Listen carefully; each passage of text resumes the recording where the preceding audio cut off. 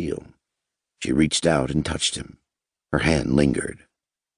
Got ourselves a new friend, I see. Where's Gwen? He scanned building to building, looking for the long, blonde-haired Gwen.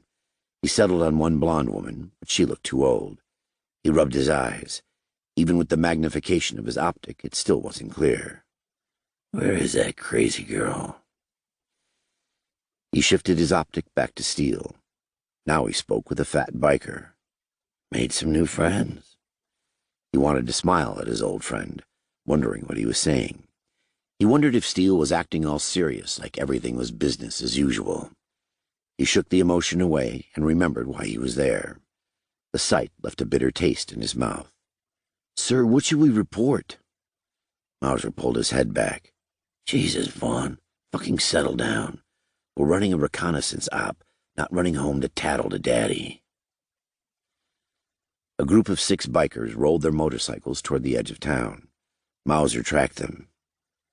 What better report than from the cat's mouth itself? Mauser tapped Vaughn, and they both crawled, elbow over elbow, until they had sufficient tree cover.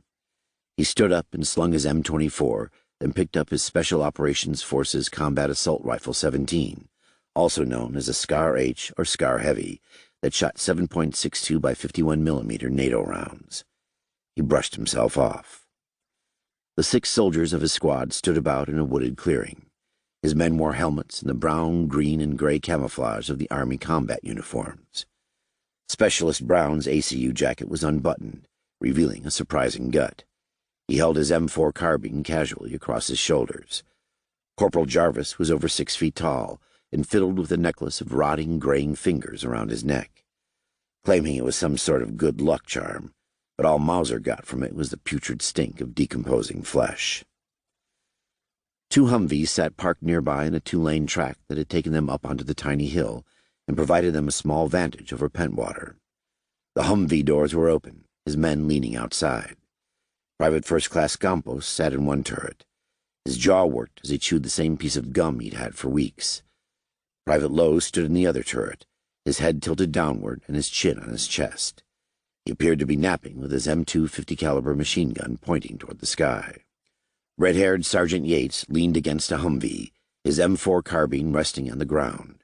His massive forearms covered his chest. A single low moan drifted up through the trees behind the Humvees. Yates peered over his shoulder in its direction. Neither concern nor excitement registered on his face. Mauser's gunmetal-colored eyes darted to the movement in the trees. The others glanced casually around them. Jarvis grabbed his M16A4, and Campos trained his 50 cal in its direction. Sounds like one, Yates grunted. I got eyes on, Campos called down. It's by itself. What we got, Lowe said from the other turret. Mauser gave him a nasty glare. Infected, you lazy sack. I got it, Yates said. He sliced the pie off the Humvee, taking an angle that would maximize his eyes on target while minimizing his exposure to enemy gunfire. Mauser wasn't sure of its usefulness against the dead, but it never hurt to keep your tactics sharp. The lone infected emerged from the trees. When it walked, its right shoulder dipped lower in stride with its mangled gait.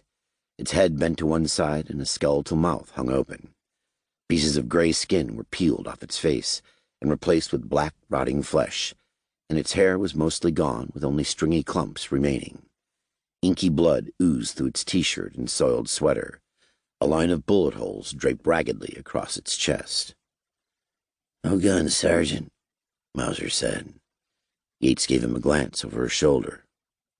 Pussy, you think we couldn't take that rabble down there with just this squad? Sack up, boss, Brown laughed at Mauser. You got no faith in us? Mauser smirked. If I didn't think Jackson would lock us up, I'd charge down the hill right now and end this. The infected raised a tattered sleeve of its sweater, a bony hand saluting the soldiers. True, Yates said. He released his straight-bladed K-bar from its molly sheath on his vest. Come on over, baby, he cooed. He waved, extended his hand, and goaded the infected on. Let Daddy release you from your misery. The infected dragged closer, and Yates struck